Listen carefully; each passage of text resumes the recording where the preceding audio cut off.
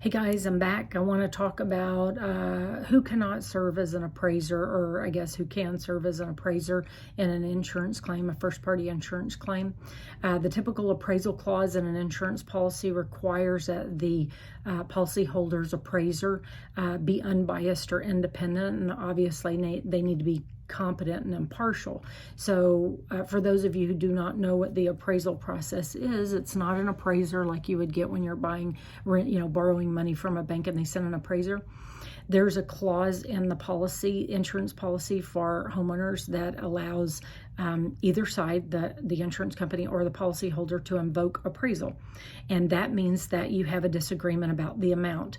Now, if an insurance company says no damage, zero, you cannot invoke appraisal. That either dies or it goes to an attorney. But if there is a dispute about the dollar amount, so they're saying, yeah, there's damage up there, but we think it's only a little bit. You think it's the whole roof. That can go into appraisal. Again, though, I'm going to go back to, I will not invoke appraisal or advise my client to invoke appraisal, because I believe that's practicing law without a license, because I'm not able to tell them really that this is binding or can be binding, and they may lose out on these other extra contractual things that they're allowed due to the fact that they're a consumer in Texas. They really need to go to an attorney who can tell them those two options: contractual, extra contractual, and then what will happen if they invoke appraisal, and then what are their chances of coming back and suing for bad faith, whatever. So that's an attorney process, I feel like. But under Texas law, an appraiser with a financial interest in the outcome of an insurance appraisal is not impartial. So if I invoked appraisal and then I thought I should be the appraiser for my client, my policyholder, I'm not impartial because I have a fee tied to it. So obviously that's the same as expert witness, me being an expert witness, not being able to be an expert witness on a claim. Even public adjusters who are not on a contingency fee basis will have confirmation bias and will not be independent, since they have previously served as an insurance agent and advocate. An insurance agent would be an advocate for the insurance company. A public adjuster would be an advocate for the policyholder. An insurance adjuster, if they've ever worked for an insurance company, they have a bias. So that leaves you contractors. But then again, these contractors, building consultants, they work for one side or the other. So I feel like the appraisal process is the wild, wild west. There's not enough law or precedents or statutes or rules or anything that applies to them, other than you have to be unbiased, independent, impartial, and competent. Okay, but it's more than that. And the reason I have a big beef with it is because I've been going on and on and on about how you cannot speak on behalf of that policyholder unless you are the policyholder, a licensed public adjuster, or an attorney.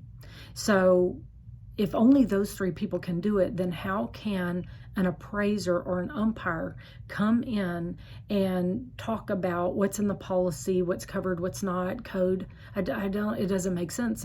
It conflicts with itself, because under normal circumstances, those people can't do it. So how come they can do it in an appraisal process? How the appraisal works is each side appoints an appraiser. Those two people get together. Early on, they also agree to an umpire.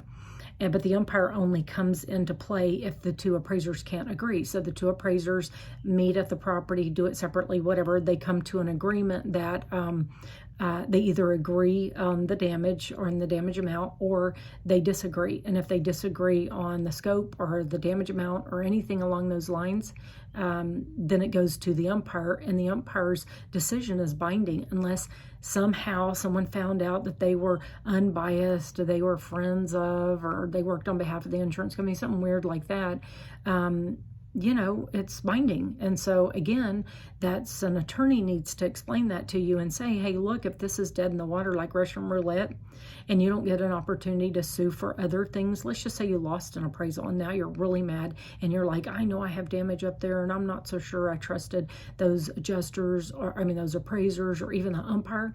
And then you try to go to an attorney. Attorney has to sue based on like triple damages and things like that are based on those actual, and the actuals are determined by that appraisal award. So that really can get weird, and I could see why a lot of attorneys might not want to go there, because it's already been determined. You're not asking a jury to determine what that damage amount is. It's already been determined. So that really does affect everything else. That's why you should have an attorney consult with you before invoking appraisal. Don't let your roofer do it. Don't let your public adjuster do it.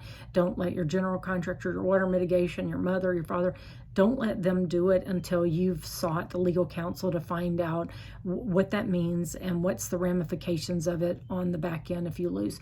That's pretty much it. I do want to say public adjuster on a loss shouldn't serve again as the appraiser on the same loss, and I don't believe the insurance company would allow you anyway. But even even if I'm the public adjuster and I have